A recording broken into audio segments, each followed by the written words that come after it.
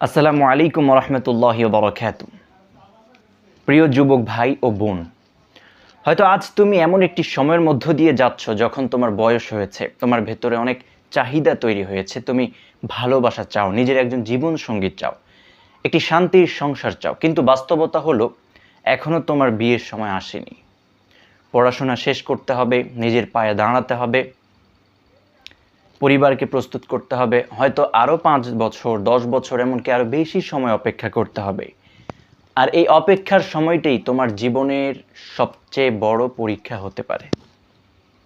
তখন শয়তান তোমাকে বলবে, এতদিন কিভাবে নিজেকে সামলাবে, চারপাশে কত কিছুই তো দেখছো, মোবাইলে কত কিছু সামনে আসছে, বন্ধুরা কত কিছু করছে, তুমি কেন নিজেকে আটকে রাখবে? কিন্তু মনে রেখো, একজন মুমিনের পরিচয় হলো সুযোগ থাকার পরও সে আল্লাহর ভয়ে নিজেকে সংযত রাখে। সবাই যা করছে তোমাকেও তা করতে হবে, এটা ইসলামের শিক্ষা নয়, বরং তুমি আল্লাহর জন্য নিজের নফসকে নিয়ন্ত্রণ করবে, এটাই তোমার জন্য তোমার সম্মান। আল্লাহ তাআলা পবিত্র কোরআনে বলেন, ওয়াম্মা মান খাফা মাকাম রাব্বিহি ওয়া নাহান নাফসা আনিল হাওয়া ফাইন্নাল জান্নাতা হিয়াল মাওয়া। অর্থাৎ যে ব্যক্তি তার রবের সামনে দাঁড়ানোর ভয় রাখে এবং নিজের নফসকে কুপ্রবৃত্তির অনুসরণ থেকে বিরত রাখে, নিশ্চয় জান্নাতই তার হবে মাওয়া বা ঠিকানা। সূরা নাজিআত। ভাই, তুমি যখন একা থাকো এবং কেউ তোমাকে দেখছে না, তখন তুমি কি করছো সেখানেই তোমার আসল পরীক্ষা। মানুষের সামনে ভালো থাকা সহজ, কিন্তু গোপনে আল্লাহকে ভয় করে নিজেকে থামিয়ে রাখা, নিজেকে কন্ট্রোল করা একজন মুমিনের শক্তির পরিচয়। মনে রাখবেন, একটা বড় পালোয়ানকে ফালানোই আপনি শক্তি না, নিজেকে কন্ট্রোল করার শক্তি। রাসূল সাল্লাল্লাহু আলাইহি ওয়াসাল্লাম যুবকদের উদ্দেশ্যে বলেছে, হে যুবকদের দল, তোমাদের মধ্যে যে বিয়ের সামর্থ্য রাখে সে বিয়ে করে, কারণ এটি দৃষ্টিকে সংযত রাখতে এবং লজ্জা স্থানকে হেফাজত করতে অধিক সহায়ক। আর যে ব্যক্তি বিয়ের সামর্থ্য রাখে না সে যেন রোজা রাখে, কারণ রোজা তার জন্য ঢাল। সহিহ বুখারী সহিহ মুসলিমের হাদিস। তো আপনি খেয়াল করুন, ইসলাম যুবকদের বাস্তবতা অস্বীকার করেনি, ইসলাম জানে মানুষের চাহিদা আছে, তাই ইসলাম শুধু নিষেধ করেনি, সমাধানও দিয়েছে। সামর্থ্য থাকলে বিয়ে, আর সামর্থ্য না থাকলে সংযম, রোজা, ইবাদত এবং কন্ট্রোল, আত্মনিয়ন্ত্রণ। তাই বিয়ে দেরি হচ্ছে বলে হতাশ হইও না, বরং ভাবো আল্লাহ তোমাকে প্রস্তুত করছেন। আজ তুমি যে ধৈর্য ধরছো, হয়তো সেই ধৈর্যই আগামী দিনের সংসারকে সুন্দর করবে। কারণ বিয়ে শুধু একজন মানুষ পাওয়ার নাম নয়, বিয়ে হলো দায়িত্ব নেওয়ার নাম। একজন ভালো স্থায়ী হতে হলে, আপনি যখন ভালো একজন স্থায়ী মানুষ হবেন এবং ভালো একজন হাজব্যান্ড হতে চাইলে তোমাকে অবশ্যই নিয়ন্ত্রণ করতে হবে। একজন ভালো স্ত্রী হতে হলো মানসিক ও আত্মিকভাবে প্রস্তুত হতে হবে। আর এই প্রস্তুতির সময়টাকে তুমি যদি শুধু অপেক্ষা মনে করো, তাহলে তুমি অনেক কিছু হারাবে। কিন্তু যদি এটাকে আল্লাহর দেওয়া প্রশিক্ষণের সময় মনে করো, তাহলে এই বছরগুলোই তোমার কন্ট্রোলের বছরগুলি তোমার জীবনের সবচেয়ে মূল্যবান বছর হয়ে উঠতে পারে।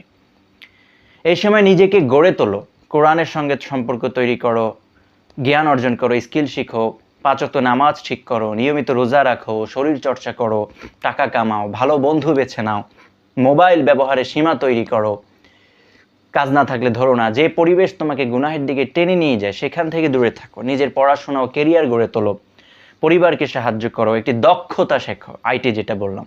আর সবচেয়ে গুরুত্বপূর্ণ হলো নিজের ভবিষ্যৎ জীবনসঙ্গীর জন্য নিজেকে এমন একজন মানুষ হিসেবে প্রস্তুত করো যাকে পেয়ে সে আল্লাহর শুকরিয়া আদায় করবে। ব্যায়াম করো, এক্সারসাইজ করো।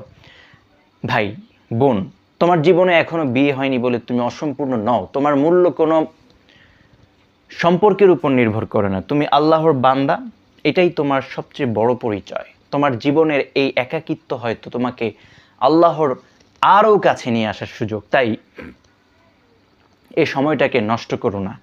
তুমি মরে গেলে তো একাই থাকবে। কখনো যদি দুর্বল হয়ে পড়ো, মনে রেখো আল্লাহ তোমার সংগ্রাম দেখছেন। তুমি যে হারাম দিকে ফিরে আসছো, তুমি যে হারাম থেকে ফিরে আসছো, আল্লাহ তা জানেন। তুমি যে নিজের নফসকে থামাচ্ছ, আল্লাহ তাও জানেন।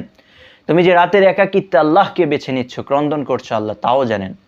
মানুষের চোখে হয়তো তুমি এই ত্যাগের কোনো মূল্য পাবে না, কিন্তু আল্লাহর কাছে কোনো ত্যাগই হারিয়ে যায় না। তাই আসুন আজ নিজেকে একটি কথা বলুন, আমি তাড়াহুড়ো করব না, আমি হারাম পথে যাব না, আমি আমার নফসের কাছে হেরে যাব না। আল্লাহ যখন সময় নির্ধারণ করেছেন তখন আমি সেই সময় পর্যন্ত নিজেকে প্রস্তুত করেই যাব।